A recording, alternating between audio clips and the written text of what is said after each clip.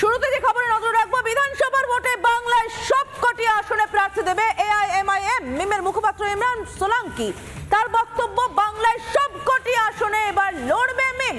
মিম যদি সবকটি আসনে লড়ে তাহলে সংখ্যালঘু ভোট কি ভাগ হবে?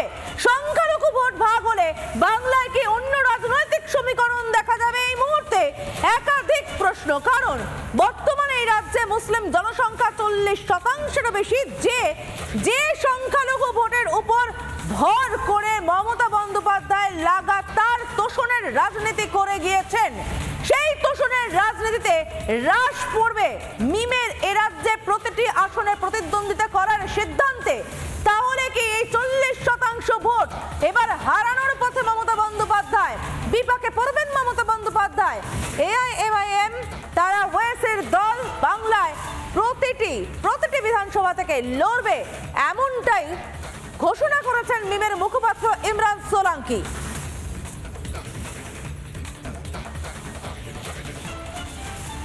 33% बोलते मुस्लिम है यहाँ पे बंगाल में। हमारा मानना, हमारा स्टैंड है, अगर सेंसस अभी करवाएंगे पॉपुलेशन का तो 40% ज्यादा आएंगे मुसलमान बंगाल में। कि बंगाल में अगर हुकूमत है तो ये मुस्लिम वोट 90% मुस्लिम वोट की हुकूमत है। हम एमआईएम जो जोर तरीके से बंगाल में इलेक्शन लड़ेगी, हमारी तैयारी 294 सीट पर है। कितने में लड़ेंगे पता नहीं, हम जहां मजबूत है वहां लड़ेंगे। 33% बोलते मुस्लिम है यहाँ पे बंगाल में। हमारा मानना, हमारा स्टैंड है, अगर सेंसस अभी करवाएंगे पॉपुलेशन का तो 40% ज्यादा आएंगे मुसलमान बंगाल में। कि बंगाल में अगर हुकूमत है तो ये मुस्लिम वोट 90% मुस्लिम वोट की हुकूमत है। हम एमआईएम जो जोर तरीके से बंगाल में इलेक्शन लड़ेगी, हमारी तैयारी 294 सीट पर है। कितने में लड़ेंगे पता नहीं, हम जहां मजबूत है वहां लड़ेंगे। আপনারা শুনলেন ইমরান সোলাঙ্কির বক্তব্য। মিমের মুখপাত্র পরিষ্কার জানাচ্ছেন যে তারা সব আসনে প্রার্থী দেবেন। সব আসনে যদি প্রতিদ্বন্দ্বিতা করে মিম, তাহলে যে 40% সংখ্যালঘু ভোটের উপর ভর করে, তোষণের রাজনীতির উপর ভর করে মমতা বন্দ্যোপাধ্যায়ের রাজত্ব, সেই রাজত্বে এবার কোপ পড়বে।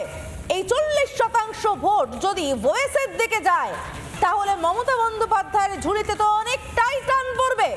সংখ্যালঘু ভোট ভাগ হলে এ বাংলার রাজনৈতিক সমীকরণে কতটা প্রভাব পড়তে পারে, রাজনৈতিক মহলের প্রতিক্রিয়া শুনে নেব। প্রত্যেকটা রাজনৈতিক দলের রাইট আছে, সে কন্টেস্ট করবে। এখন এদের কোন নেতা কি বলেছেন, এদের দলের সর্বোচ্চ নেতা বর্তমান লোকসভার তিনি একজন এমপি, তিনি কি বলছেন সেটা দেখার বিষয়।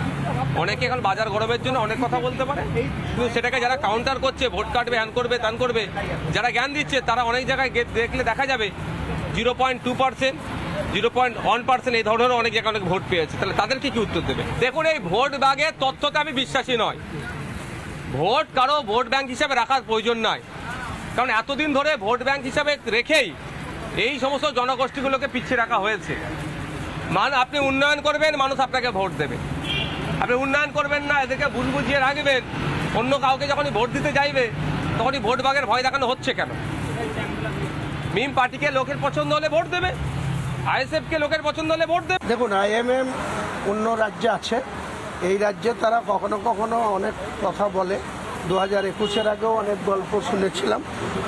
এখন যখন 26-এ ভোট আসবে, আমরা এইটুকু বলতে পারি যে মুসলিম ভোট আমাদের তৃণমূল কংগ্রেসে মমতা বন্দ্যোপাধ্যায়ের নেতৃত্বে 80% মুসলিম যারা ভোট দিতে যায়, সেই ভোটাররা এক কথায় মমতা বন্দ্যোপাধ্যায়ের প্রতি তাদের আস্থা ভরসা ছিল, আছে, আগামী দিনেও থাকবে। দেখুন, বিজেপি জিতবে, এই মিম জিতবে, সে কে জিতবে সেটা ভোটে নির্ধারণ হবে। কিন্তু আজকে তোষণ নীতির ফলে দেখা যাচ্ছে বিভিন্ন জায়গায় সংখ্যালঘু সম্প্রদায় তারা আমাদের এই রাজ্যে প্রথম শ্রেণীর নাগরিকের মতো আচরণ করছে। এটা অত্যন্ত দুর্ভাগ্যজনক। ভারতের সংবিধান সকলকে সমান অধিকার দিয়েছে, তারা যে অধিকার ভোগ করবে, অথচ সংখ্যাগুরু মানুষ সেই অধিকার ভোগ করতে পারবে না।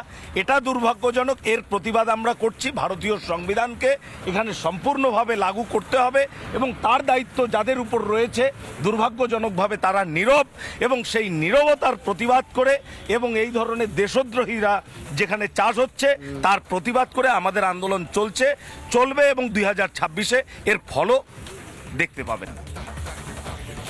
নানা ধরনের কন্টেন্ট দেখার জন্য লাইক করুন, শেয়ার করুন আমাদের ফেসবুক পেজ, সাবস্ক্রাইব করুন আমাদের ইউটিউব চ্যানেল।